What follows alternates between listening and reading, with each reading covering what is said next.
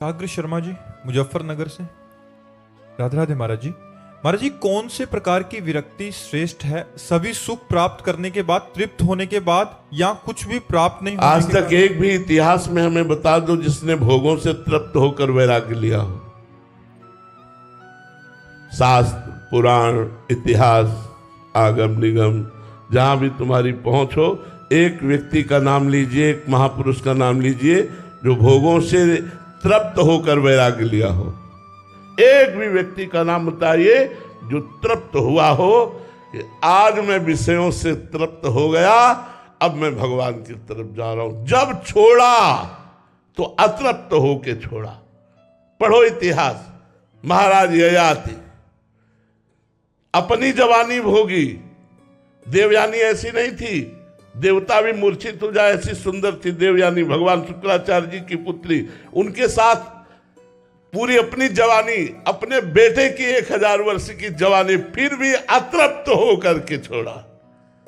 भोगों में कभी तृप्ति हो सकती है? भोगों में जब है ही नहीं सार, तो तृप्ति किसे हो सकती है? यहां कितने जितने बैठे, किसी को तृप्ति हुई? ईमानदारी से वृंदावन की भूमि में बैठे हो, फिर वही लालसा है भोगने की, फिर नवीन भोग भोगने की लालसा है। एक भोग है, अनंत विषय है। जैसे भगवान अनंत है, ऐसे माया भी अचिंत्य अनंत शक्ति संपन्न है। चाह मिटा दिया, अरे गजब का महापुरुष। तभी तो हम बोले चाह मिटा दिया, तृप्त होकर भोगों से। ये कौन सा सिद्धांत है कि भोगों से तृप्त होकर? अरे भाई, एक बकरा राजा ने चराया खूब अच्छी तरह, और देखा कि दिन भर खवाने के बाद भी जब डालो तो मुंह मार देता है, पेट भरा हुआ है सब। तो उन्होंने ऐलान किया अपने राज्य में, मेरे बकरे को जो तृप्त कर देगा उसे मैं अपने समान राज्य सुख प्रदान करूंगा। बकरे को पेट भरने के लिए हजारों लोग आ गए। महाराज मुझे दीजिए, ले गए। जो जो हरी घास, किस्म, जो दुनिया की चीजें सब बिछा दी, क्योंकि राज्य सुख मिलना है। शाम के गए, महाराज बकरा छका हुआ है। महाराज ने एक हरी घास का तिनका डाला, तुरंत मुंह मार दिया। बोले नहीं, अगर तृप्त होता तो मुंह क्यों मारता? चलो हटो तुम।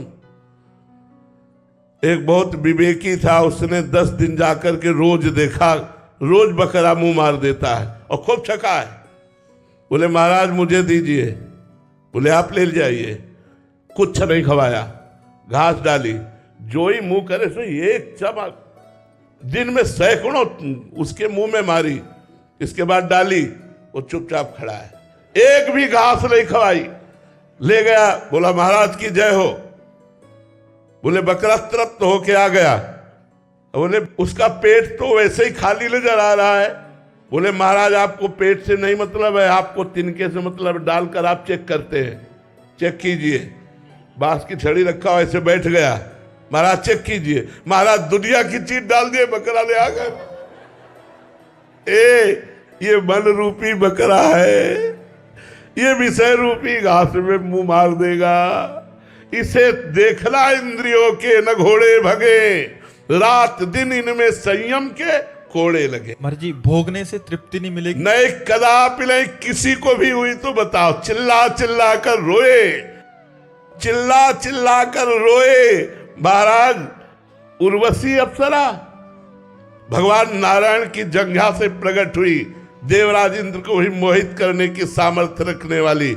महाराज नहुष पागल हो गए, वर्षों भोगते रहे, फिर भी भोग की इच्छा से पागल हो गए। भागवत उठा के देख लो। भगवत चरणारविंद का प्रेमी जिस समय केवट भगवान के चरणों को पखार रहा है, तो क्या कह रहा है? अब कछुनाथ न चाहिए मोरे, दीन दयाल अनुग्रह। जब भगवान के नाम का आश्रय ले लिया, भगवान के रूप का आश्रय ले लिया, भगवान के चरणों का आश्रय ले लिया, वो एक साधारण से साधारण पुरुष भी विश्व रस का त्यागी होगा। भगवान से विमुख त्रिभुवन का भोग दे देने पर भी कभी कोई तृप्त नहीं हो सकता है। हमारी बात मान लो। अगर आप ऐसा सोचे हो कि मुझे खूब विषय मिल जाए, मैं भोगूं और भोग कर तृप्त हो जाऊं, तो प्यारे पूरा जीवन बर्बाद कर दो। जब तक भगवान की शरण में नहीं लोगे तब तक ये बकरे वाली दशा बनी रहेगी, मुंह मार देगा। देखना इंद्रियों के न घोड़े भगे, रात दिन इनमें संयम के कोड़े लगे। जब तक संयम नियम से चलकर भगवान का भजन नहीं किया जाता, तब तक इंद्रियों की विलासिता ये बातें बनाने से नहीं, हम लोगों की छाती जानती है क्या है। शायद आप लोग न जानते हो ये क्या है।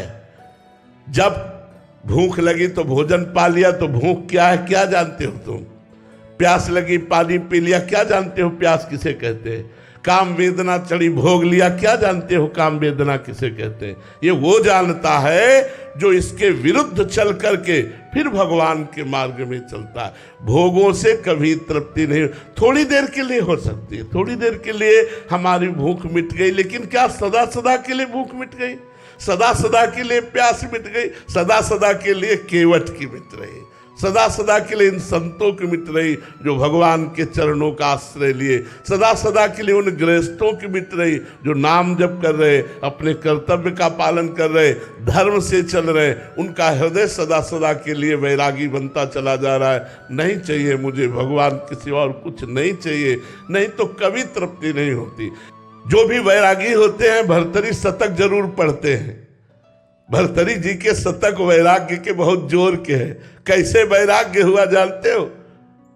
तृप्त हो के नहीं, अतृप्त हो करके। महाराज भर्तरी जी ने, चक्रवर्ती सम्राट थे, मन को खोजा मन की बात कि ये क्या चाहता है। जब नव युवराज पद से राजा बनाए गए तब इन्होंने विचार किया कि मेरा मन चाहता क्या है। तो लगा सुंदर स्त्री का भोग, और सब भोग फीके, सबसे ज्यादा काम रस। ऐलान कर दिया कि विश्व की कोई सुंदरी मैं उसे वर्ण करना चाहता हूं, मेरे सामने आए। तो बहुत से जो अपनी सुंदरता का अभिमान रखती थी सुंदरियां एकत्र, क्योंकि चक्रवर्ती सम्राट महाराज भर्तरी, उनमें एक का नाम था पिंगला, जो सर्वांग सुंदरी और भर्तरी जी के चित्त को लुभायमान कर लिया। भर्तरी जी ने उसके साथ पाणी ग्रहण किया। वो बहुत वैज्ञानिक महापुरुष थे। उन्होंने कहा राजपाट हमारा छोटा भाई विक्रमादित्य संभालेगा। अब मैं देखता हूं इस काम में सुख कितना है। जिस काम के लिए मेरा मन लालायित हुआ, पहले मैं सुख से तृप्ति प्राप्त करूंगा। अब राजमहल केवल समय से भोजन पहुंच जाएगा, कोई भी राजकाज सब विक्रमादित्य के ऊपर, और आप केवल भोग निर्णय करने के लिए। बहुत बड़े महान तपस्वी वैरागी महापुरुष हुए भर्तरी जी। आखिरकार इस भोग में कौन सा सुख है जिसके लिए मेरा मन लालायित हुआ। बहुत वर्ष व्यतीत होते गए, लेकिन समय नहीं पता चला। पिंगला एक दिन अपने महल के पार्श्व की तरफ देखा तो एक हष्ट पुष्ट जवान घोड़ों की रखवाली करवा रहा था। कोई मालिश कर रहा है, कोई कुछ कर, उसे अश्वपाल कहते हैं।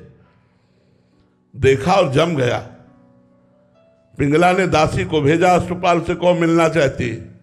अब महाराज जब शयन में होते तब अश्वपाल से मिलना शुरू हुआ। अब आप बहुत ध्यान से सुनना, महापुरुषों के चरित्रों में ज्ञान प्रकट होता है।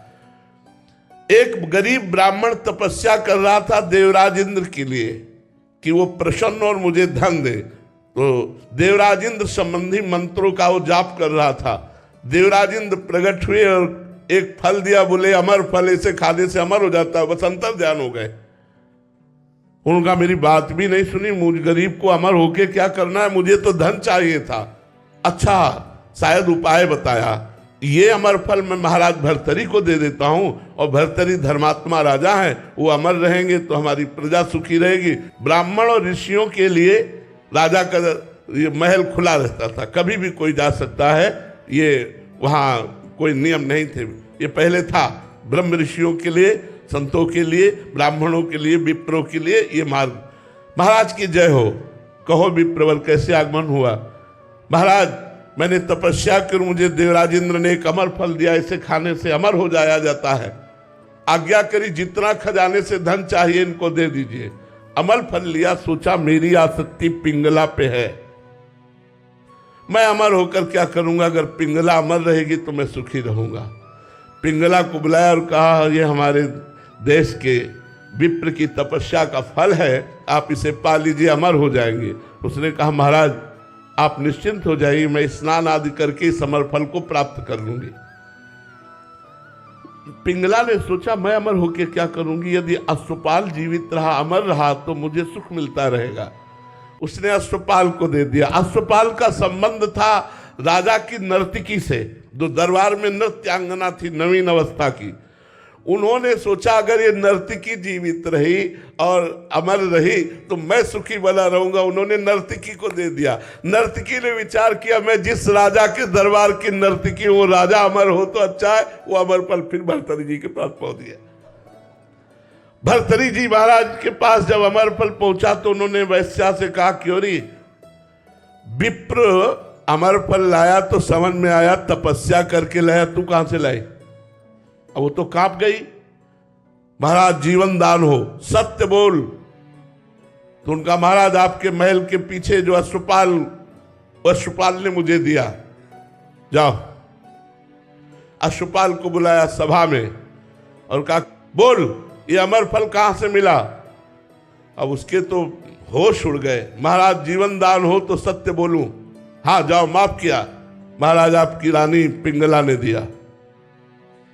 पिंगला को बुलाया और कहा क्योरी चक्रवर्ती सम्राट मुझ भर्तृहरि से तुझे तृप्ति नहीं हुई? एक अश्वपाल से, अरे अश्वपाल तुझे चक्रवर्ती सम्राट की महारानी पिंगला से तृप्ति नहीं हुई? एक नर्तकी से धिक्कार है इस काम को। और उतारा मुकुट और रख दिया और सदा सदा के लिए वनवासी बन गए अतृप्त होकर।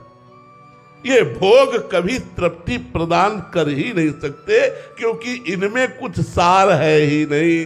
कुछ सार हो तो सार तो भगवान में है, भगवान के नाम में है, भगवान के रूप में है।